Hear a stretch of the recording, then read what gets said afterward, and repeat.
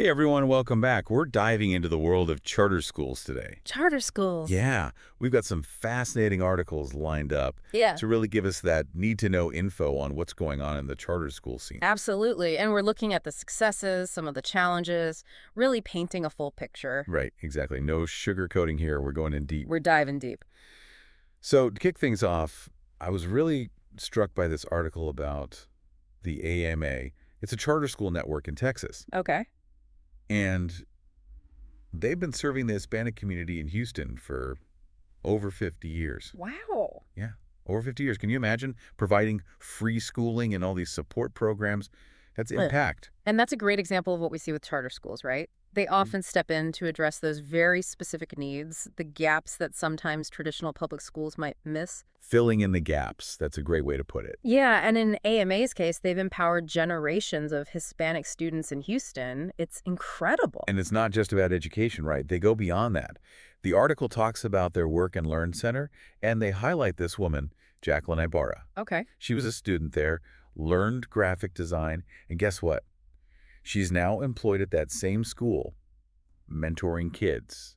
Talk about a full circle moment, right? Oh, wow. Talk about inspiring. Isn't that something? It just shows the dedication and the long-term vision they have for their students. And that's what's so important about AMA. It seems they're truly focused on social mobility. Absolutely. Not just giving an education, but equipping these students with tangible skills for the real world. They're breaking cycles of poverty, connecting education with actual career paths.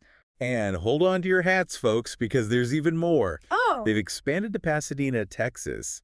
And get this, free transportation, meals, and a dual language program. Wow, they're really pulling out all the stops. That's fantastic, especially for bilingual families. Right. It's about breaking down those barriers, making education accessible. Absolutely. Those are real concerns, especially for low-income families. Transportation, the cost of meals, that all adds up. And the dual language program, that's just brilliant, meeting the needs of the community head on. It really showcases the flexibility and the tailored approach that charter schools can offer. And they have open enrollment year-round. So if this is speaking to you, check them out. What the charter school model can achieve. They sound incredible, but of course it's a diverse landscape, this charter school world. It is, and that's why we're here, to unpack it all. AAMA is really inspiring, but of course, there are complexities, like with anything in education. You bet. Let's shift gears to New Orleans, where 13 charter schools are up for renewal.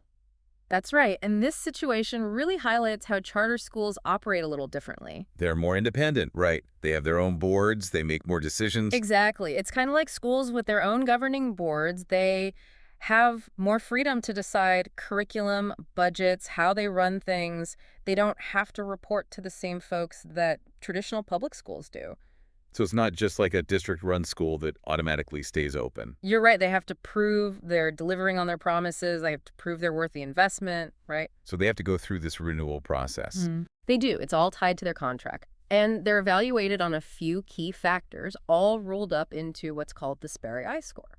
I haven't heard of this Pair I-score before. What does it actually look at? How does it evaluate schools? Think of it as a kind of report card, but instead of just grades, it looks at the big picture. Okay. They're looking at academic performance, of course, test scores, graduation rates, but it goes beyond that. It looks at how well the school is run, how they manage their money, and if they're truly serving the needs of their students. That's the Sparrow I-score in a nutshell. So it's not just about the academics, but how they're operating as a whole. Exactly. It's a broader assessment. And if a school doesn't measure up, what happens? They just get shut down. It's not always that cut and dry. It's a real wake-up call.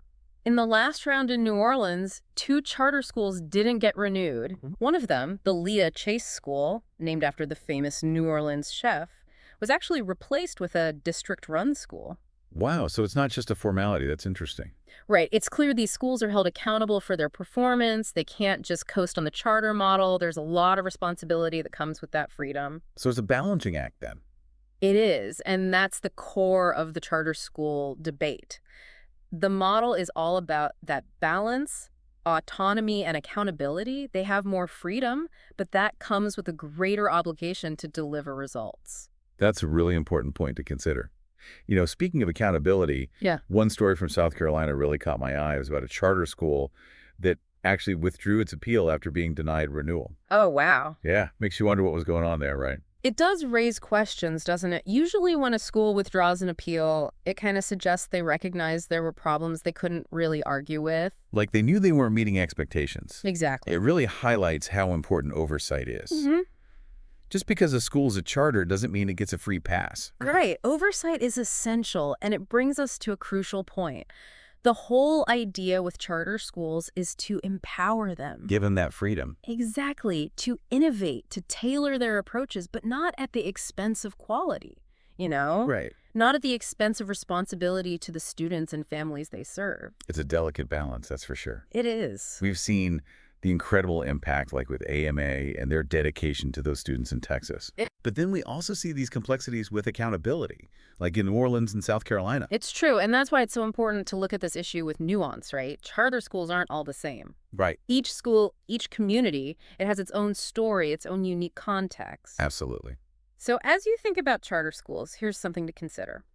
What factors do you think are most important when deciding if a charter school is successful or if it should stay open? That's a great question. Is it purely about academics, or are there other things that matter just as much? Things like community engagement, support programs, innovative teaching methods. What do you value? Lots to think about. It's a fascinating and complex landscape, this whole world of charter schools. It really is. But that's why we're here to break it down, to spark those important conversations. Thanks for joining us on this deep dive, everyone.